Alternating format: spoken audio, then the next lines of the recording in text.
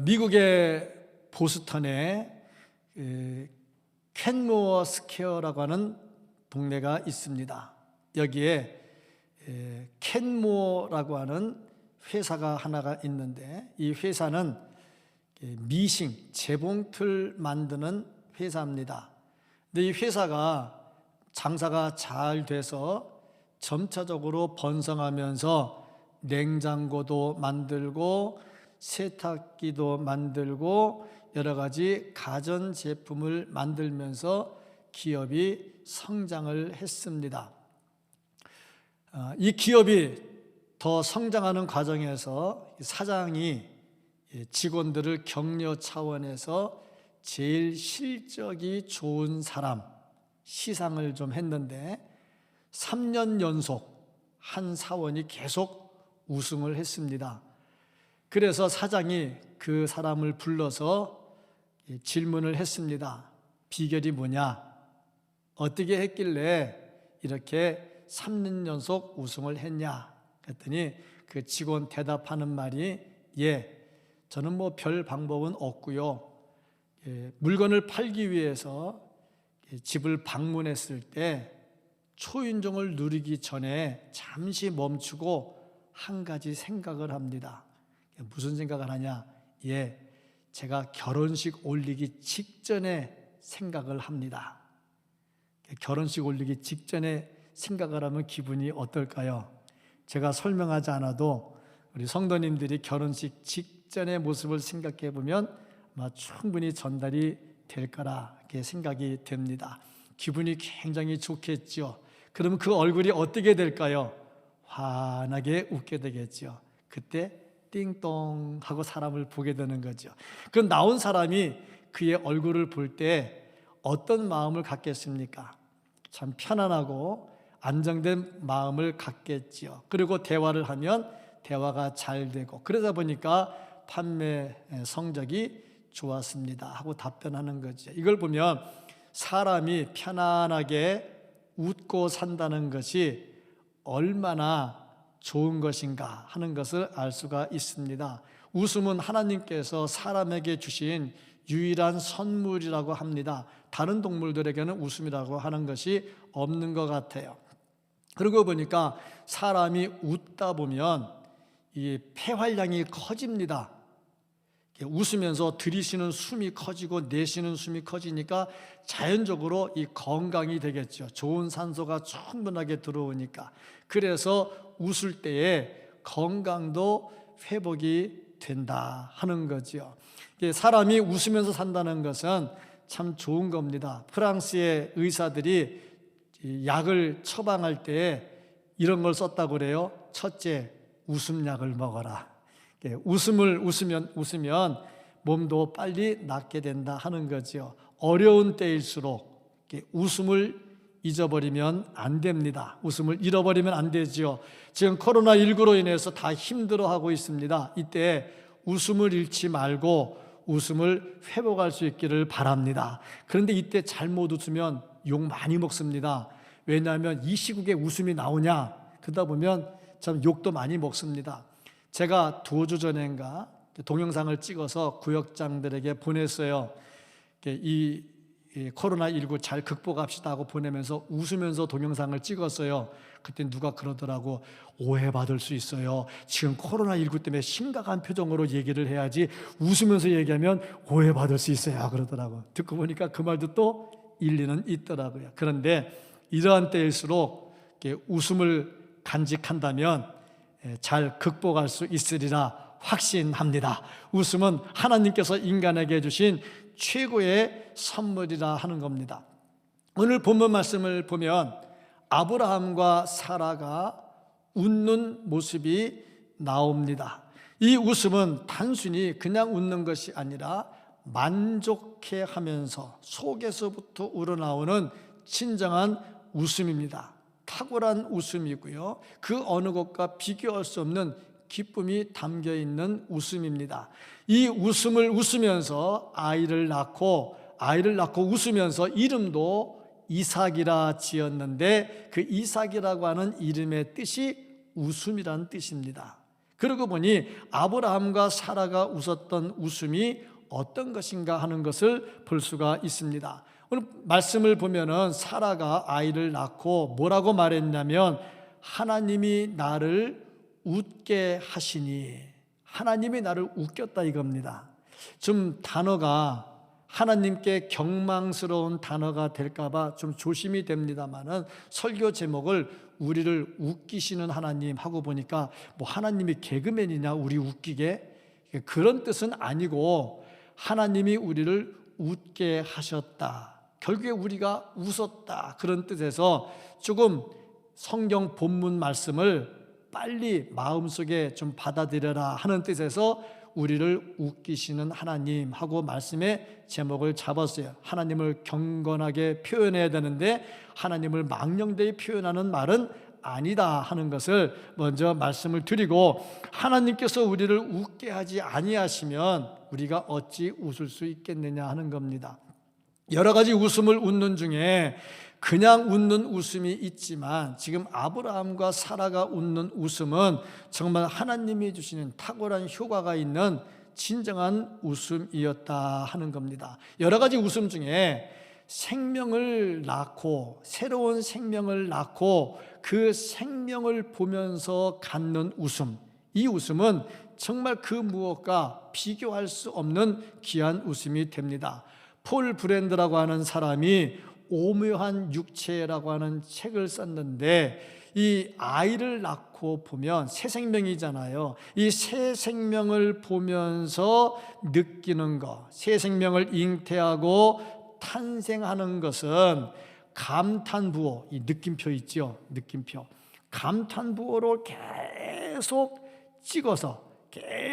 찍어도 채울 수 없는 기적이라 하는 말을 했어요. 그러니까 아브라함과 사라가, 그것도 노경에 아브라함 100세, 사라 90세, 물론 나이가 많아도 날 수 있겠다 할지는 모르겠지만 이미 성경에서는 뭐라고 말했냐면 사라에게서 경수가 끊어졌다, 생리가 끝났다는 거지요. 여자에게서 생리가 끝났다는 것은 애를 낳을 수 없다는 거지요.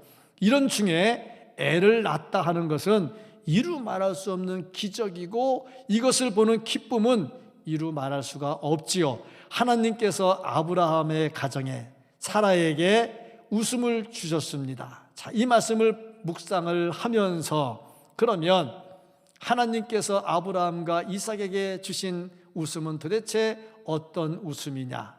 하나님은 어떤 사람에게 웃게 해주시느냐? 우리가 어떻게 하면 하나님께로부터 웃음을 선물로 받아서 웃으며 살 수 있겠느냐 하는 겁니다. 참 웃음이라고 하는 것은 참 귀중한 겁니다. 설교를 하면서요, 심각하게 얼굴을 하고 설교를 하면 교인들이 부담스러워요. 그런데 살짝 또 웃으면서 설교하면 또 교인들이 또 은혜가 또 떨어지는 수도 생겨요. 참 이렇게 저렇게 여러 가지 신경이 많이 쓰입니다. 중요한 거, 하나님은 우리를 웃게 하신다는 거. 누구를 웃게 하실까? 어떤 자가 웃을 수 있을까? 이 말씀을 통해서 볼 수 있는 것, 첫째로 하나님의 성실하심, 하나님의 신실하심, 하나님을 신뢰하는 사람, 이런 사람이 웃을 수 있다 하는 겁니다. 아브라함이 아들을 낳았다 하는 것은 아브라함에게서 무슨 능력이 있어서가 아닙니다. 아브라함이 아들을 낳을 수 있었던 첫째 이유가 뭐냐면 하나님의 신실하심에 있습니다. 하나님께서 아브라함에게 약속을 하셨습니다. 창세기 12장 2절 말씀을 보면 내가 너로 큰 민족을 이루고 내게 복을 주어 내 이름을 창대하게 하리니 너는 복이 될지라. 보니까 큰 민족을 이룬다고 약속을 했습니다. 어떻게 해야 큰 민족을 이룹니까? 애를 낳아야죠. 그러니까 애 낳을 것을 이미 약속을 하셨습니다. 본문 말씀 1절도 보면은 여호와께서 말씀하신 대로, 말씀하십니다. 말씀하신 대로 사라를 돌보셨고 여호와께서 말씀하신 대로 사라에게 행하셨으므로 말씀을 했습니다. 하나님은 신실하신 하나님이십니다. 결코 시건하지 않으십니다. 변개치 않으시는 하나님이십니다. 그러니까 아브라함에게도 약속을 했고 사라에게도 약속을 했지요. 성경은 약속입니다. 신약, 구약 다 약속입니다. 약속하시고 약속을 이루어 가시는 내용을 기록한 것이 성경입니다. 그래서 구약에 예언한 약속한 것 다 이루어졌지요. 신약에 약속한 것 다 이루어졌지요. 아직 한 가지 진행 중에 있는 것이 예수 그리스도의 재림입니다. 재림도 반드시 이루어질 겁니다. 왜냐하면 하나님은 신실하시기 때문입니다.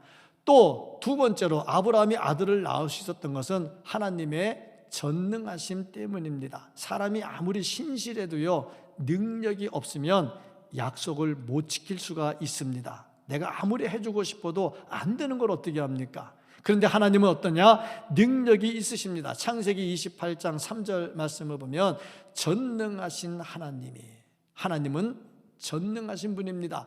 내게 복을 주어 너로 생육하고 번성케 하사 너로 여러 족속을 이루게 하시고, 능력이 있으시니까 너로 하여금 여러 족속을 이룰 수 있도록 해 주시겠다 하신 말씀입니다. 여기에서 아브라함에게 필요한 건 뭐냐면 이렇게 신실하시고 능력 있는 하나님을 믿고 기다리는 겁니다. 신뢰하는 겁니다. 아브라함이 마지막에 웃을 수 있었던 것은 그 하나님을 신뢰했기 때문이다. 창세기 15장 6절 말씀을 보면은 아브라함이 여호와를 믿으니, 철저하게 신뢰하는 겁니다. 여호와께서 이를 그의 의로 여기시고, 그러니까 웃는 사람, 하나님께서 웃겨주시는 사람, 하나님께로부터 웃음을 받는 사람은 어떤 사람이냐? 하나님의 신실하심과 하나님의 전능하심을 신뢰하는 사람입니다. 신뢰하는 사람은 어떻게 하느냐? 기다릴 줄 알지요. 물론 아브라함도 보니까 좀 이렇게 실수할 때도 있었습니다. 창세기 15장 6절 말씀이나 히브리서 11장 11절 말씀을 보면은 믿음으로 사라 자신도 나이가 많아 단산하였으나 잉태할 수 있는 힘을 얻었으니 이는 약속하신 이를 미쁘신 줄 알았습니다. 그런데도 이럴 때도 흔들릴 때가 있어요. 믿음 좋은 사람도 흔들릴 때가 있어요. 창세기 17장 17절 말씀을 보면 아브라함이 엎드려 웃으며 마음속으로 이르되 100세 된 사람이 어찌 자식을 낳을까? 사라는 90세니 어찌 출산하리요? 자, 의심이 좀 있잖아요. 믿음 좋은 사람도 흔들릴 때가 있어요. 그래서 아브라함이 그 아이를 낳는다는 말을 들을 때 웃었어요. 좋아서 웃었겠습니까? 참 하나님께서 이렇게 하시는 건 어처구니 없어서 웃었겠지요. 또 신뢰, 약간의 의심도 있으니까 의심 섞인 웃음도 했겠지요. 사라는 어땠습니까? 사라 역시 마찬가지. 창세기 18장 12절 13절 말씀을 보면 사라가 속으로 웃고 이르되, 사라도 웃었습니다. 겉으로 웃지 않고 속으로 웃었습니다. 하나님은 그것도 다 보셨습니다. 내가 노쇠하였고 내 주인도 늙었으니 내게 무슨 즐거움이 있으리요? 여호와께서 아브라함에게 이르실 때 사라가 왜 웃으며 이르기를 내가 늙었거늘 이렇게 아들을 낳으리요 하느냐? 웃었단 말이죠. 이 말은 뭐냐면 전적으로 신뢰하지 못했다 하는 거죠. 아, 맞다. 너무 믿어서 좋아서 웃었다. 근데 문장을 보면 아무리 아닌 것 같아. 왜냐하면 내가 어찌 낳으리요 하는 거 보니까 아닌 것 같아.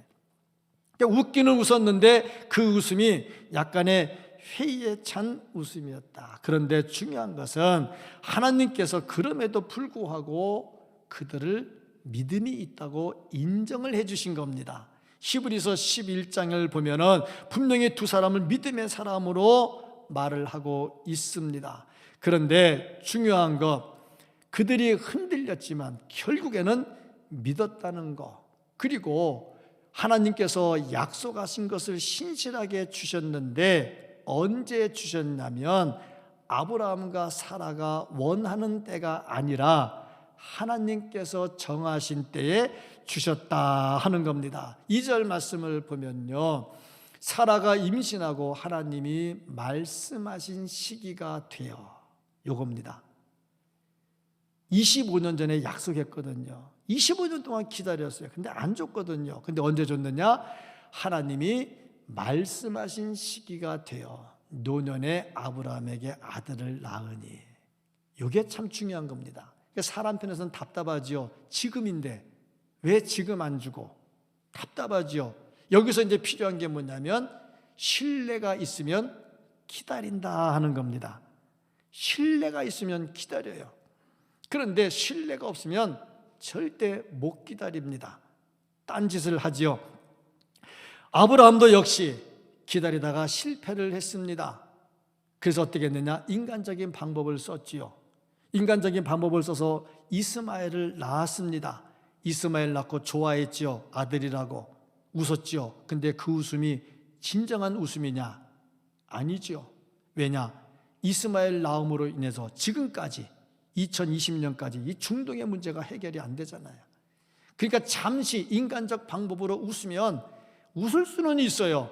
근데 그것이 진정한 웃음이 되지 않더라 하는 거죠. 중요한 것은 기다려야 된다는 겁니다. 우리 역시 마찬가지입니다. 기도하고 기다릴 수 있어야 됩니다. 무엇보다 예수님의 재림을 기다리고 있습니다. 이거 인간적인 방법을 쓰면 이단됩니다. 예수님 몇 월 며칠에 온다, 내가 예수다, 이렇게 막 이단들이 돼버리죠. 기다릴 줄 아는 사람, 마지막에 웃을 수 있는 사람인데 누가 기다리느냐? 신실하신 하나님, 전능하신 하나님을 철저하게 신뢰하는 자가 웃을 수 있다 하는 겁니다. 근데 하나님께서 주시는 때가 언제냐? 하나님이 정한 시기. 그 하나님이 정한 시기가 언제냐? 인간의 한계점에 도달했을 때. 이 말은 인간의 힘으로 안 될 때, 인간이 포기할 수밖에 없을 때. 참 이상하죠. 요때 주면 딱 좋은데. 근데 놀라운 거는요, 그때는 주면 자기가 잘나서 된 줄 알아요. 그런데 이제 안 되겠구나 할 때 주면 역시 하나님께서 주셨구나, 그걸 알게 되겠죠. 아브라함이 25년 전에 받았을 때 바로 줬으면 남들 뭐 낳는 건데 그러고 말았겠지요. 그런데 이미 안 된다는 것을 알았거든요. 그때 줬다 하는 거죠. 신뢰하고 기다리는 자가 웃을 수 있다 하는 겁니다. 우리도 역시 마찬가지입니다. 하나님께서 약속하신 것을 기다릴 때, 하나님을 사모하며 기다릴 때, 지금이 줄 때인데 하나님이 안 줄 때 속상할 때가 있지요. 이때 기다려야 됩니다. 하나님께서 정하신 때 응답해 주시리라 믿습니다. 그렇습니다. 누가복음, 마가복음 9장 24절에 보면 한 사람이 자기 애 때문에 예수님을 찾아옵니다. 찾아와서 부탁을 합니다. 애가 자꾸 거품을 안고 꼬꾸라지니까 아마 간질병이 아닌가 싶은데 귀신이 들려가지고 말도 못하고 듣지도 못하고, 그 부모의 마음이 얼마나 답답하겠습니까? 예수님 찾아와서 고쳐달라고 하는데 이런저런 얘기하다 보니까 자기가 믿음이 없거든요. 그래서 나중에 뭐라고 말하냐면 나의 믿음 없는 것을 도와주소서 하고 얘기를 합니다. 자기 믿음 없다고 고백을 하잖아요. 근데 예수님 그것도 믿음으로 보시고 또 해결해 주시잖아요. 이걸 보면요, 기다리면서 신뢰하고 기다리면 하나님께서 정하신 때, 하나님께서 주시기를 원하시는 때, 그때가 가장 좋은 때, 그때 우리에게 주신다 하는 겁니다. 그래서 하나님을 신뢰하는 자가 마지막에 웃을 수 있다 하는 겁니다. 그렇습니다. 우리가 진정으로 하나님께서 주시는 웃음을 웃을 수 있으려면 신실하신 하나님, 전능하신 하나님을 철저하게 믿고 신뢰하고 기다릴 수 있어야 됩니다. 이로 인해서 우리도 하나님이 주시는 웃음을 가지고 또 이 웃음을 받아서 누리는 모습을 우리 자녀들에게 물려줄 수 있기를 주님의 이름으로 축복합니다. 두 번째가 뭐냐면 찬송하는 겁니다. 누가 웃을 수 있느냐? 찬송하는 사람. 하나님께서 웃음을 주신 사람 뭐 하느냐? 찬양하는 사람. 이런 사람이 웃을 수가 있다 하는 겁니다. 오늘 말씀의 6절 말씀을 보면은 사라가 이르되 하나님이 나를 웃게 하시니, 듣는 자가 다 나와 함께 웃으리로다 해가지고 그냥 쭉 글로 이렇게 표현해 놨어요. 그런데 이것을 성경 원문으로 이렇게 다시 보면은 노래하는 모습으로 기록이 되어 있어요. 마리아도 그 아이를 성령에 잉태돼서 아이를 낳는다고 할 때 답변할 때 찬송으로 답변을 했지요. 이것도 역시 마찬가지입니다. 그래서 모든 성경에 나오는 글들이 요 사라가 한 요것과 같은 모양으로 찬송을 한다고 학자들이 얘기를 해요. 어쨌든 간에 사라가 하나님께 찬송을 하는데 그 찬송의 내용이 무엇이냐면 하나님이 나를 웃게 하셨다는 겁니다. 하나님이 나를 웃기셨다는 거예요. 하나님이 나에게 웃음을 주셨다 하는 겁니다. 이전에는 의심이 섞인 웃음이었어요. 근데 지금 웃음은 다릅니다. 애를 낳고 보니 진짜 기적이거든요. 그래서 나오는 중심에서의 웃음입니다. 그래서 하나님을 찬송하는데 1절을 보면 말씀대로 하는 것이 2번이나 나옵니다. 그러니까 하나님께서 말씀대로 주셨다는 거, 또 2절 말씀에도 보면 말씀하신 대로라고 하는 단어가 2번이나 나옵니다. 이것을 보면요, 사라가 찬송한 내용이 뭐냐면 신실하신 하나님, 말씀을 주시고 이루시는 하나님, 그 하나님을 중심에서 찬양하고 있다는 거죠. 그러니까 하나님께서 웃음을 주는 사람은 어떤 사람이냐? 하나님을 중심으로 찬양하는 사람. 또 하나님께서 웃음을 주면 어떻게 해야 되느냐? 중심으로 하나님을 찬양해야 된다 하는 겁니다. 아이를 쉽게 낳는 사람은 아이를 낳은 다음에 하나님 감사합니다, 그렇게 고백을 합니다. 그런데 아이를 쉽게 낳지 못하는 사람은 특별히 당신은 아이를 낳을 수 없습니다 하고 의사가 판단을 한 다음에 아이를 낳는다면 그 기쁨을 이루 말할 수가 없지요. 또 요즘은 의술이 많이 좋아져 가지고 나름대로 이렇게 시술을 해서 아이를 낳습니다. 참 감사한 일이죠. 그렇게라도 낳을 수 있으면 얼마나 좋겠어요. 근데 그렇게 낳은 아이하고 그냥 쉽게 낳는 아이하고 부모의 감사한 마음이 어느 정도일까? 좀 다를 겁니다. 물론 애 낳은 것에 대한 감사는 똑같겠지만 어렵게 낳은 거하고 또 쉽게 낳은 거하고 감사의 강도가 좀 다르지 않을까 나름대로 생각을 합니다. 얼마 전에 집사님 한 분이 헌금을 가지고 왔어요. 무슨 헌금이냐? 감사 헌금이래. 대동 플랫폼 하시는데 조금이라도 뭔가 하고 싶다. 그래서 좀 갖고 왔어요. 그래서 이 헌금은 어떻게 생긴 거냐 그랬더니 자기가 애를 못 낳아가지고 그 애를 낳으려고 하면 시술을 해야 되는데 시술하면 돈이 들잖아. 그래서 저금을 꾸준히 해왔대. 이렇게 이 돈을 가지고 시술해서 애를 낳고 꾸준히 했는데 어느 정도 일정 금액이 딱 차서 이제 시술을 했대. 시술을 했는데 첫 번에 애가 다 생긴 거야. 그러니까 돈이 남은 거야. 이 돈은 내 돈이 아니다. 이건 하나님께서 애 줬기 때문에 남은 돈이니까 이 남은 돈 가지고 플랫폼에 뭔가 하나 좀 했으면 좋겠다. 가지고 오셨더라고요. 자, 보세요. 기왕에 낳는데 어렵게 낳으면 감사가 있잖아. 그렇죠? 쉽게 낳으신 분들 그동안에 감사한 거 많은 거 다 감사한 거 해서 괜찮으리라 생각이 되고, 저 어렵게 낳으니 얼마나 감사합니까? 더군다나 사라, 남편 100살, 자기 90살, 이미 자기는 생리가 끝났어. 여자의 그 능력이 끝나버렸어. 근데 어찌 찬송이 안 나오겠나 이거지요. 그거 보니까 찬송은 언제 더 뜨겁냐면 막판에 이르렀을 때 찬송이 더 뜨거워지더라 하는 것을 볼 수가 있습니다. 참 우리가 하나님의 은혜 가운데서 기도가 속히 응답이 안 돼도 낙심하지 마시고 막판에 더 큰 찬송이 나오는 것이고, 찬송하고 기다리면 하나님께서 우리에게 웃음을 주실 줄로 믿습니다. 참 찬송하는 성도들 되기를 주의 이름으로 축복합니다. 세 번째가 뭐냐면 드릴 줄 알았다 하는 겁니다. 하나님께 드릴 줄 아는 사람, 정말 그 사람이 찬송하는 사람이고 웃을 수 있는 사람이고 하나님께서 웃음을 주시면 드릴 줄 알아야 된다 하는 겁니다.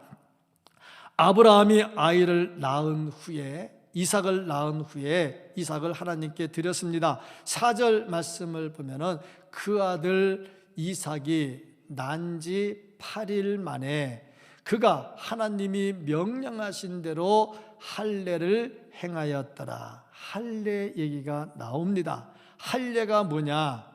하나님께 이 아이를 드립니다 하는 드림의 표시가 있고, 이제 이 아이는 하나님의 백성입니다 하는 표시가 있고, 또 이 아이는 이제부터 구별되었습니다 하는 그런 의미가 있습니다. 차별화를 시도하는 거지요. 그러니까 이 아이를 하나님께 드리는 예식이 할례입니다. 지금 우리는 이 할례를 행하지 않지만 유아 세례를 하면서 할례와 같은 의미로 우리의 자녀를 드리고 있습니다. 어쨌든 간에 이 할례를 행하면 이 아이를 철저하게 하나님의 말씀으로 가르쳐야 되죠. 유아 세례를 줬으면 이 아이를 키우면서 철저하게 말씀으로 가르쳐야 되죠. 이것이 드린다 하는 의미가 있는 겁니다.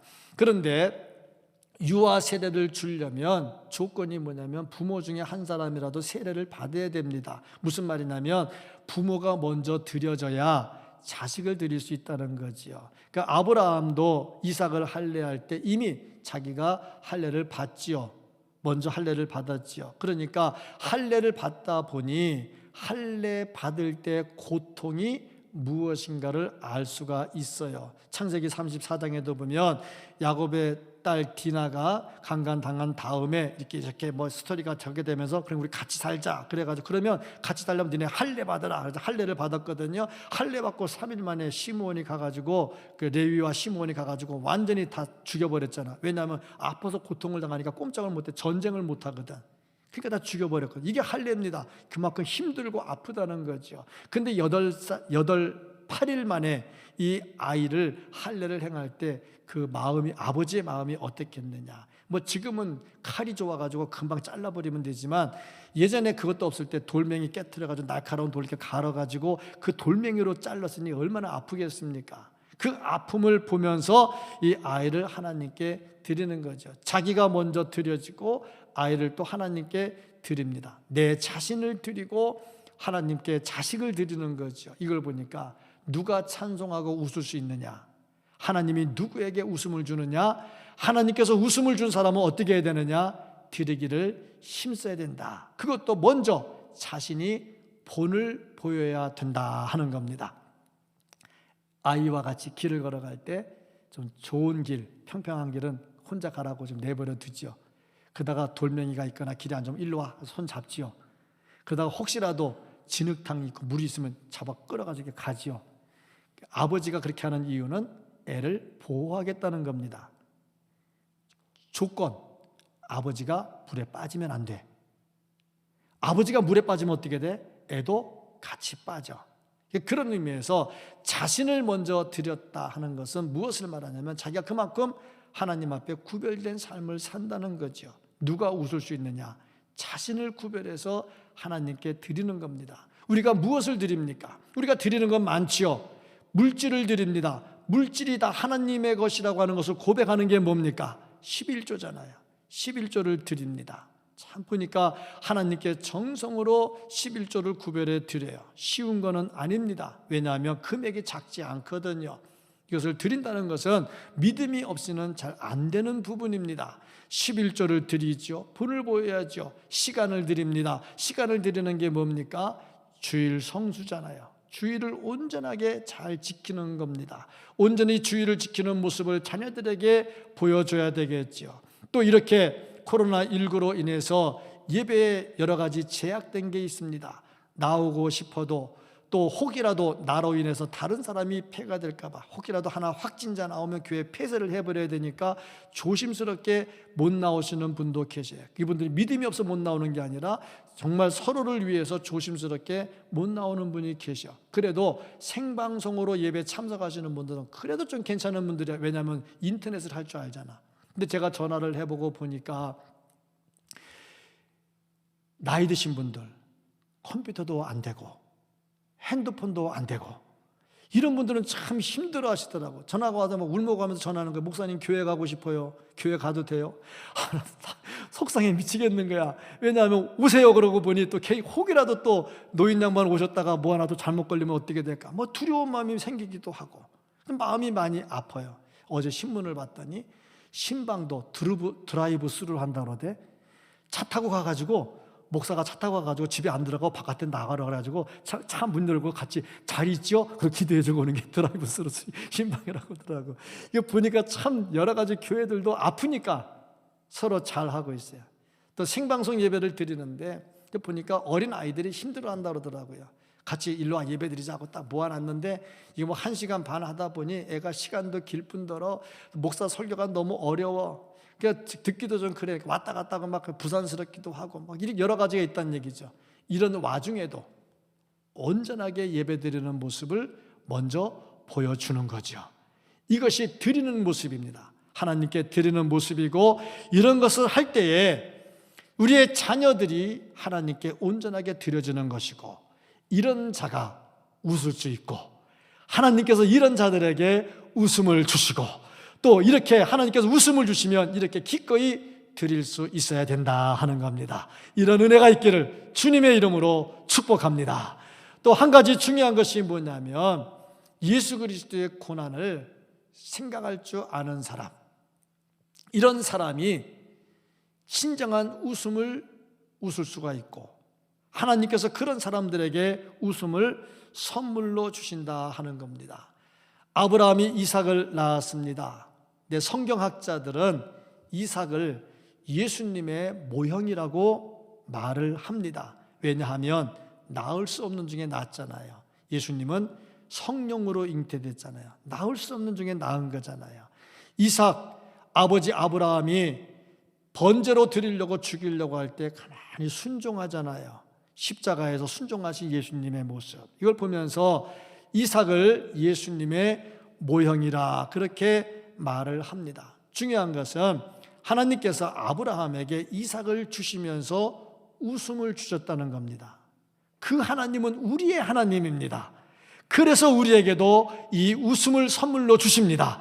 그래서 사라가 말한 대로 나로 하여금 웃게 하시니 하는 것처럼 우리를 웃도록 해주시는 분이 하나님이시라는 겁니다. 그래서 우리도 하나님께 구해야죠. 주여 내가 웃게 해 주십시오. 오늘 설교 제목도 나를 웃겨 주십시오. 웃게 해 주십시오. 얼마든지 할 수가 있죠. 그런데 웃음 중에 진짜 좋은 웃음이 뭐냐? 한순간 웃는 웃음이 아니라 영원토록 웃는 웃음입니다. 그 웃음이 진짜 중요하죠. 그게 뭡니까? 예수 그리스도의 은혜로 천국 백성 돼서 천국 가는 거, 이게 진짜 웃음입니다. 그렇다면 이 웃음을 하나님께서 우리에게 주기 위해서 하신 것이 뭐냐? 하나님의 마음이 찢어지는 거지요. 왜 하나님의 마음이 찢어졌느냐? 우리를 구속하시기 위해서 예수 그리스도를 보내주셨습니다. 독생자입니다. 그 독생자가 십자가에 죽으면서 외칩니다. 나의 하나님, 나의 하나님, 어찌하여 나를 버리시나이까? 절규합니다. 독생자가 십자가에 찢겨 죽으면서 소리 지릅니다. 왜 나를 버리느냐고. 그 말을 듣는 하나님의 마음이 어떨까? 얼마나 찢어질까? 애가 아프던 것보다 차라리 내가 아픈 게 낫지 않은 것이 부모의 마음인데, 독생자가 십자가에 못 박혀 죽으면서 왜 나를 버리느냐고 절규할 때 그것을 보면서 모른 채 하시는 하나님의 마음은 얼마나 찢어질까? 그러니까 우리에게 웃음을 주기 위해서 하나님의 마음이 찢어졌다는 겁니다. 두 번째는 예수님입니다. 예수님은 어땠을까? 하늘의 보좌를 버리고 이 땅에 오셨습니다. 하나님과 동등한 분입니다. 영광과 권능이 동등합니다. 그 권세를 버리고 이 땅에 오셨습니다. 오셔서 낮고 천한 인간들과 함께 지내셨습니다. 고생하셨습니다. 그리고 십자가에 달려 돌아가시는데 하나님께로부터 버림을 받았습니다. 얼마나 그 가슴이 찢어집니까? 십자가의 고통보다 더 심한 것은 가슴이 찢어지는 일입니다. 나를 버렸거든. 성경을 보면 나중에 예수님께서 옥에 가셨다고 기록을 해요. 이 옥을 우리는 지옥으로 해석을 합니다. 그만큼 지옥의 고통을 다 당하셨다는 겁니다. 우리에게 웃음을 주려고, 영원한 웃음을 주려고 하나님의 마음이 찢어지고 예수님의 몸과 마음이 찢어졌다는 겁니다. 이거를 알고 이것을 받아들이고 이것을 믿는 사람이 영원히 웃을 수 있습니다. 하나님은요, 우리에게 이 웃음을 주시려고 당신이 찢어지셨다 하는 겁니다. 이 웃음 영원히 간직할 수 있기를 주님의 이름으로 축복합니다. 자, 우리가 자녀를 잘 키우면 결국에 우리를 웃게 해줍니다. 지금 어려운 시기입니다. 이 어려운 시기, 전염병, 선거 맞물려 가지고 많이 어렵습니다. 전염병으로 인해서 어려운데 이 선거를 통해서 어떤 일꾼을 뽑느냐에 따라서 우리가 앞으로 나갈 방향이 달라지거든요. 우리 기독교가 진짜 좋은 여건에서 신앙생활을 할 수 있느냐, 아니면 여러 가지 법을 막 바꿔서 기독교를 옥죄는 사람들을 뽑아가지고 그 사람들이 법을 바꿔가지고 기독교를 힘들게 만들 것이냐, 뭐 소수 인권 얘기하면서 동성애 동성어를 인정하는 사람들을 막 찍어줌으로 인해 가지고 그들이 법을 바꿔버리면 교회가 그만큼 핍박을 당하거든요. 지금 혼잡한 때입니다. 이런 때 우리 그리스도인들이 어떻게 하느냐에 따라서 웃을 수가 있고 울면서 후회할 때가 있다는 거죠. 그러니까 우리가 어떤 태도를 취해야 될까? 굉장히 중요한 때입니다. 우리가 영원히 웃으려면 하나님을 신뢰해야 되고요, 영원히 웃으려면요 찬송할 줄 알아야 되고요, 영원히 웃으려면요 드릴 줄 알아야 되고요, 무엇보다 예수 그리스도의 고통을 받아들여야 됩니다. 이것을 내가 믿고 살면 나에게 웃음이 있고, 이것을 내 자녀들에게 물려줘서 교육을 시켜서 물려주면 우리의 자녀들 역시 평생을 웃으며 천국까지 갈 수가 있습니다. 이 모든 것이 교육을 통해서 이루어지더라 하는 거죠. 정말 우리를 웃게 해주시는 하나님, 우리와 함께 하신 하나님, 하나님과 함께 하면서 웃으시다가 이 하나님을 자녀들에게 다시 심어서 자녀들도 웃으며 살 수 있도록 하는 우리 모두가 될 수 있기를 예수님 이름으로 축복합니다. 아멘. 기도하겠습니다.